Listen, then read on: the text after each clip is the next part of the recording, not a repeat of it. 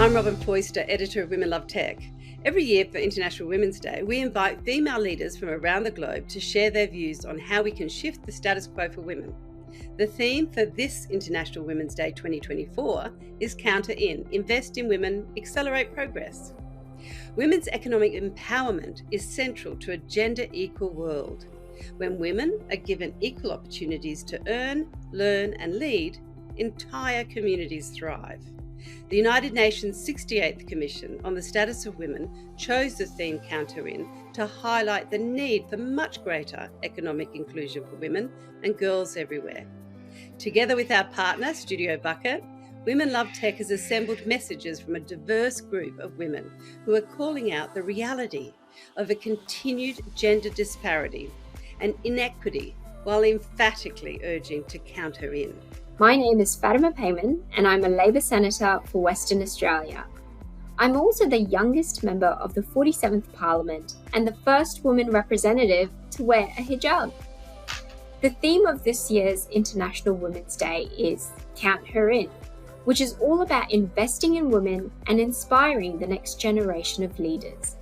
This is really important to me because when I reflect on my journey, I know I wouldn't have the honour and privilege to serve Western Australia if it wasn't for my family and mentors giving me the confidence to put my name forward. Without economic equality, there cannot be gender equality. And that's why the fight for women's rights must start by counting her in. Until women have equal financial rights and equal financial confidence, they cannot build and control their own financial resources. And without that financial control and resilience, women are robbed of the most powerful asset anyone can have in life, choice. Now, investing in women is a human rights issue.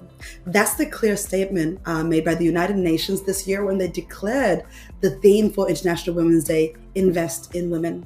So pivotal is the need for equitable access to resources in our pursuit to end poverty and to empower women that of all the things that are impeding women's rights, they chose this one. They have asked us at an individual and collective level and as nations to focus our attention on how to better drive investments to female-owned businesses. It's about enabling all women, regardless of race, age, physical ability, affluence, or appearance, to belong. When we count her in, we're talking about in education, in the workforce, financially, in leadership.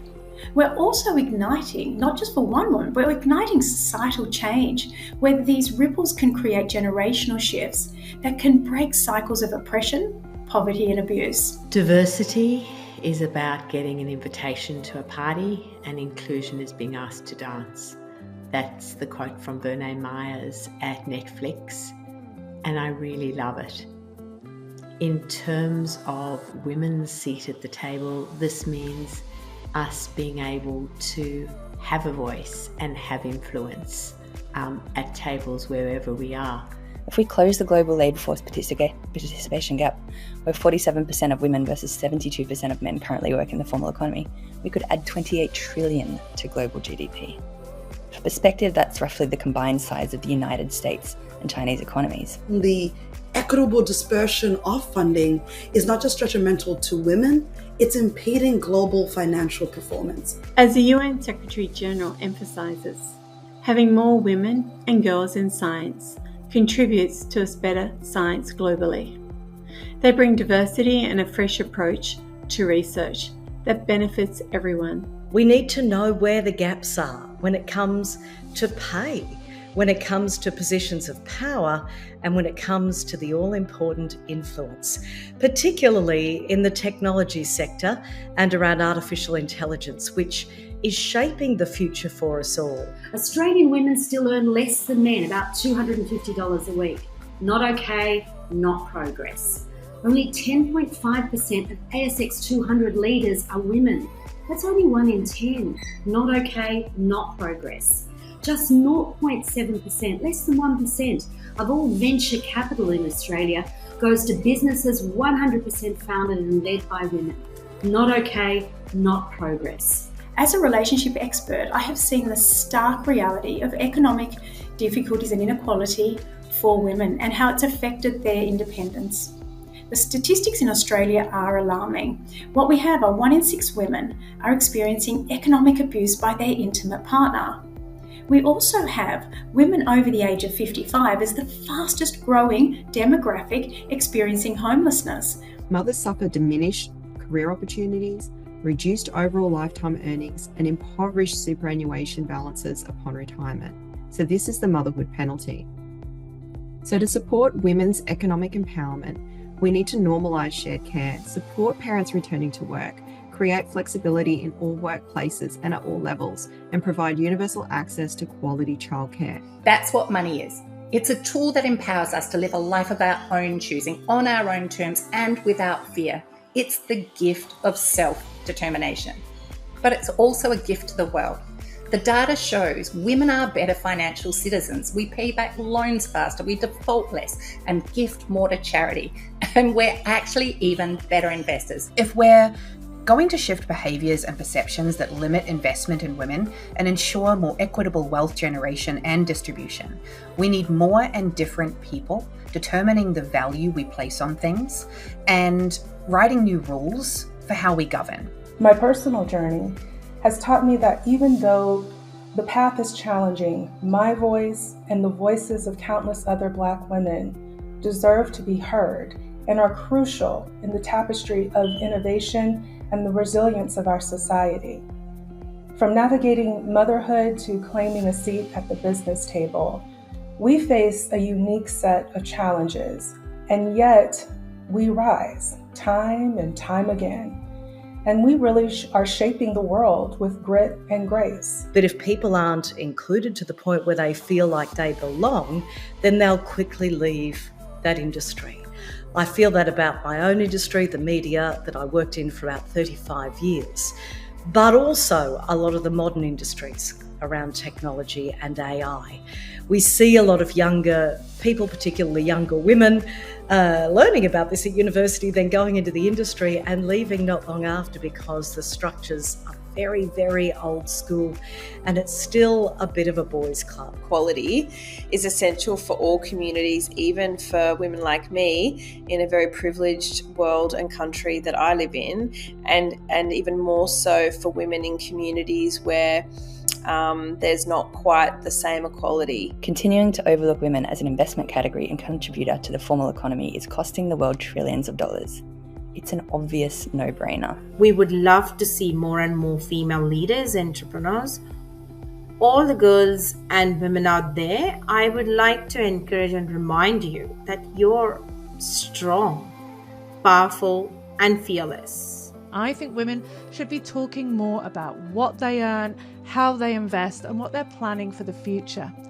I think as a woman in the early years, I was told that numbers weren't my thing, and I believed that story. So I hope by myself doing this job, to use Kamala Harris's phrase, I'm the first, I won't be the last. It'll encourage other people to think that you can do roles that you can do roles that you want, and you can really aspire to do that. Count Her In is such a lovely call to action internationally for Women's Day, because I think what we want leaders and male-dominated boardrooms out there to bring us in, count us in on meetings, particularly for young women. Count Her In means a lot more to me than just financial empowerment of women. A woman who is leading from her whole self is deeply connected to her emotional intelligence, to her body intelligence. If we really want to ensure that we count women in and we address economic disparity, we have to address the gender wellbeing gap. Women cannot achieve peak performance, both at home or at work, if they are chronically stressed and burnt out.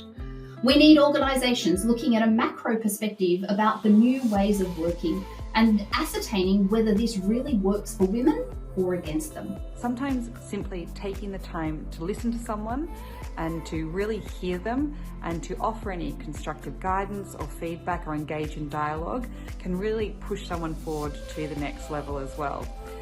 Ask for help. How good does it feel when someone comes to you, treating you like an expert and authority and valuing what you have to say? To me, Count Her In is a powerful reminder not to get complacent about equality. It's about ensuring women and diverse groups feel supported by organisations to strive for economic equality and education surrounding economic empowerment for female employees. I believe equal pay and education are key to this goal. As a mother raising a son, Count Her In reminds me of the importance of instilling in him values of equality, respect, and empathy.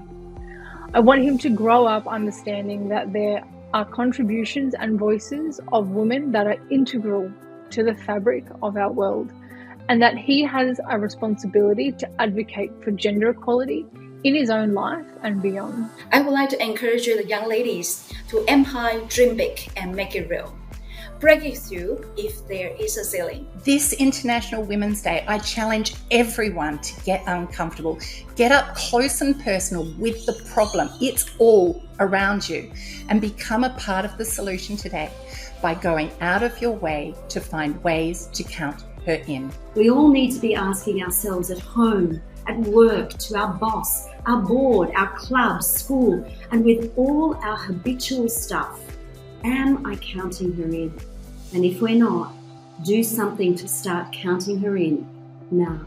We have to make investment available to support better ways of doing things. So if you are one of those inspired people who have the mindset and the motivation to count her in and make her feel included, watch your results skyrocket. You will stand out above the rest. And not only watch your results, watch the positive impact on the world. So let this International Women's Day be a reminder to all of us that true progress is achieved when every woman is afforded the respect, recognition, and equal opportunities that she deserves, contributing to a world where diversity is embraced as a source of strength and innovation, as it should be. Each of us can be the change the world needs. What we do is work for young women and young girls to be able to access education and to be able to build a better future for each one of them. So we are trying to count them in education so they can be counted in the future. I'm Sophie Sonnenworth, General Manager at InProfile. Happy International Women's Day. Happy International Women's Day. Happy International Women's Day. As we stand together today, let's remember that our efforts to count her in are a commitment to a future where every woman and every girl can realise her full potential. Whenever I get the chance to encourage the next generation of young women to step forward and have their voices heard, I take it. The future is female.